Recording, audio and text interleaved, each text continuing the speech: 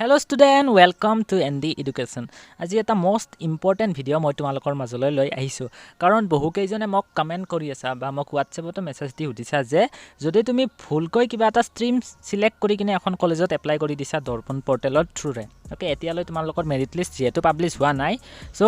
যেহেতু তুমি এটা বেলেগ ষ্ট্ৰীমত দি দিছা আৰু এতিয়া সেই ষ্ট্ৰীমটোত তুমি এপ্লাই কৰিব নিবিচাৰা অৰ্থাৎ যদি তুমি সায়েন্সত এপ্লাই কৰিছিলা কলেজখনত বা তেতিয়া ভাবা যে মই সায়েন্সত নলও মই আৰ্টছত এপ্লাই কৰিব লাগিছিল সো সুধিছা এতিয়া তোমালোকে কি কৰিবা তুমি দৰ্পণ পৰ্টেলৰ থ্ৰুৰে ডাইৰেক্ট সেই ষ্ট্ৰীমটো চেঞ্জ কৰি ল'ব পাৰিবা নেকি বা তুমি কলেজত গৈ চেঞ্জ কৰিব লাগিব নেকি এই সকলোখিনি কথা মই আজি ইয়াত ডিসকাস কৰিম okay so let's start the video so student এটা মই কথা কওঁ এতিয়া যেহেতু তোমালোকৰ মেৰিট লিষ্ট পাবলিশ হোৱা নাই বা কলেজৰ পৰা তোমাক একসেপ্ট কৰি লোৱা হোৱা নাই ইয়াত ডেট যেহেতু ধৰি দিছে যে 15 তাৰিখৰ ভিতৰত তুমি হেই কৰিব লাগিব এপ্লাই কৰিব লাগিব সো 15 পিছত তোমাৰ মেৰিট লিষ্ট পাবলিশ হ'ব সো যেহেতু এতিয়ালে 15 তাৰিখ আহা নাই তাৰে আগতে যদি তুমি ষ্ট্ৰীমটো চেঞ্জ কৰি কিনে ৰিএপ্লাই কৰিব খোজা সেই কলেজখনত তেতিয়া পাৰিবা চিন্তা নাই তুমি দৰ্পণৰ থ্ৰুৰে পাৰিবা বাট যদি মেৰিট লিষ্ট পাবলিশ হৈ যোৱাৰ পিছত বা তোমাৰ এডমিশন হৈ যোৱাৰ পিছত কলেজত আৰু পুনৰ তুমি ষ্ট্ৰীমটো চেঞ্জ কৰি ল'ব খোজা তেতিয়াও পাৰা বাট এটা প্ৰবলেম হৈ যায় যদি তুমি এখন কলেজত সায়েন্সত ষ্ট্ৰীমত তুমি এডমিশন লৈ লৈছা ওকে বাট তুমি এতিয়া আৰ্টছ ষ্ট্ৰীমত যাব খোজা ফাৰ্স্ট ইয়াৰতে সেকেন্ড ইয়াৰত হেতু প্ৰবলেম হয় সেকেন্ড ইয়াৰত প্ৰায় নোৱাৰি বুলি ক'ব পাৰি ফাৰ্স্ট ইয়াৰতে যদি তুমি ষ্ট্ৰীমটো চেঞ্জ কৰি ল'ব খোজা দেন কলেজক তুমি এপ্লিকেশন কৰিব লাগিব আৰু তেতিয়াহে তোমাক ষ্ট্ৰীমটো চেঞ্জ কৰি দিয়া হ'ব যদি কলেজত সিট থাকে ওকে যদি সিট বাছি আছে তোমাৰ সায়েন্সৰ পৰা আৰ্টছ যাব খোজা আৰ্টছত যদি অলপ সিট আছে তেতিয়া তোমাক সায়েন্সৰ পৰা আৰ্টছত লৈ যাব হেতু হল এডমিশনৰ পিছত বাট এডমিশনৰ আগতে তুমি এতিয়ালৈ মেৰিট লিষ্টটো ওলোৱা নাই তুমি আৰু ৰিএপ্লাই কৰিব খোজা কেনেকৈ ষ্ট্ৰীমটো চেঞ্জ কৰি কিনে হেতু পাৰিম নে ইয়েস অফ কোৰ্স পাৰিম কেনেকৈ কৰিবা হেতু ইমান চিন্তা কৰিব নালাগে কলেজতো যাব নালাগে তোমালোকে দৰ্পণ পৰ্টেলৰ থ্ৰুৰে কৰিব পাৰিবা সো আজি সেইখিনিয়ে দেখাই দিও সো তাৰ বাবে প্ৰথমে তুমি এটা ব্ৰাউজাৰ ওপেন কৰি লবা সিম্পল সবে জানা ব্ৰাউজাৰত সাৰ্চ কৰিবা darpan portal darpan darpan.ahsconline.in darpan portal বলে সার্চ করো okay darpan portal okay darpan portalত গুছি গলো এন্ড ফার্স্ট দেখিছা darpan portalৰ মেইন অফিশিয়াল ওয়েবসাইট তাত গলো এন্ড লগইন কৰিব জানাই অলৰেডি তোমালোকে ৰেজিষ্টাৰো কৰিছা এপ্লাইও কৰিছা কেনেকৈ কৰিছা কি কৰিব লাগে সকলোখিনি ভিডিও মই দি থৈছো ডেসক্ৰিপচনত গৈ চাই লোৱা যদি চোৱা নাই এতিয়ালৈ বা যদি কৰা নাই সোনকালে কৰি লোৱা কাৰণ তোমাৰ হাতত সময় অতিকৈ কম ওকে সো লগইন কৰিবলৈ তোমালোকে সাইডৰ ষ্টুডেন্টটো ক্লিক কৰিব পাৰা নহলে তল ফালে যাবা ওকে যেহেতু ইয়াত দেখা নাই ন মই ডাইৰেক্ট ষ্টুডেন্টছতে ক্লিক কৰি দিও ষ্টুডেন্টছ বুলি যে লিখা আছে ইয়াত ক্লিক কৰিলে হ'ব বা তলত ষ্টুডেন্ট এডমিশন বুলি লিখা আছে তাত ক্লিক কৰিলে হ'ব মই ষ্টুডেন্টছত ক্লিক কৰি দিলো মানে তোমাৰ প্ৰফাইলটো আহি যাব প্ৰফাইলটো আনাৰ আগতে ইয়াত তোমাৰ যিখিনি login details 10 digit mobile number date of birth আৰু 4 ডিজিট পিন হেতু দি দিবা অলৰেডি বনাই থৈছা যদি ওকে মই দি দিও হেতু লগইন এজ ষ্টুডেন্টত তোমালোকে ক্লিক কৰি দিবা ওকে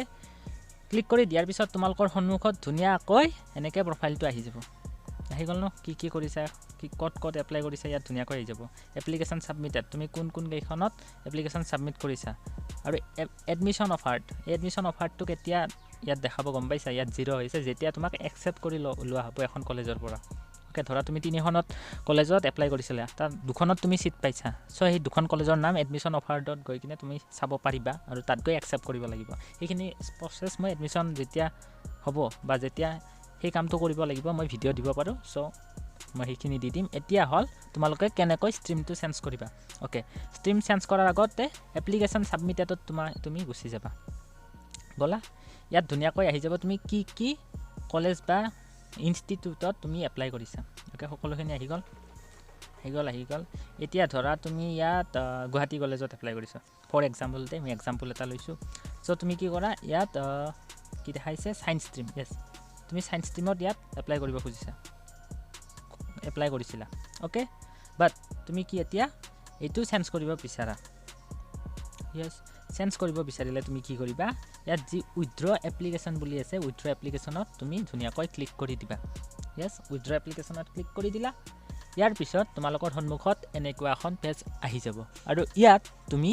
তোমাৰ যেটো 4 ডিজিট পিন আছে সেই 4 ডিজিট পিনটো ধুনিয়াকৈ এন্টাৰ কৰি দিবা কাৰেক্টলি ওকে তলত যে লিখা আছে উইথড্ৰ এপ্লিকেশন তাত ক্লিক কৰি দিবা ওকে ইয়েস ওয়েট কৰাৰ পিছত আহি গল যে উইথড্ৰ কৰা হৈ গল বা সেইখন কলেজৰ পৰা তোমাৰ এপ্লিকেশ্যনখন কেনচেল কৰি দিয়া হ'ল এতিয়া কি হ'ল আমাৰ এপ্লিকেশ্যনে কেনচেল হৈ গ'ল ষ্ট্ৰীমটো চেঞ্জ হোৱা নাই চ' ষ্ট্ৰীম চেঞ্জ কৰিবৰ বাবে তোমালোকে পুনৰ সেইখনত নতুনকৈ এপ্লাই কৰি দিবা য়েছ নতুনকৈ কেনেকৈ এপ্লাই কৰে তোমালোকে জানাই কলেজ কেনেকৈ এপ্লাই কৰে ছাইডত যাবা গৈ কিনে য'ত কলেজ এপ্লাই কৰে সেইখিনি আহি যাব য়েছ তাৰপিছত গৈ কিনে ইয়াত আৰু যিখন কলেজত তুমি অলৰেডি উইথড্ৰ কৰিলা সেই কলেজখনৰ নাম ইয়াত দি দিবা নাম দি কিনে তুমি সাৰ্চ কৰি দিবা সাৰ্চ কৰি কিনে সেই কলেজখনতে পুনৰ এপ্লাইড যাবা এপ্লাইড গৈ কিনে নতুনকৈ আৰু তুমি যিটো ষ্ট্ৰীম বা যিটো হেৰিয়ত ল'ব খোজা সেই ষ্ট্ৰীমটো ইয়াত সিলেক্ট কৰি কিনে পুনৰ এপ্লাই কৰি দিবা ওকে চ' চিন্তা কৰিব নালাগে একদম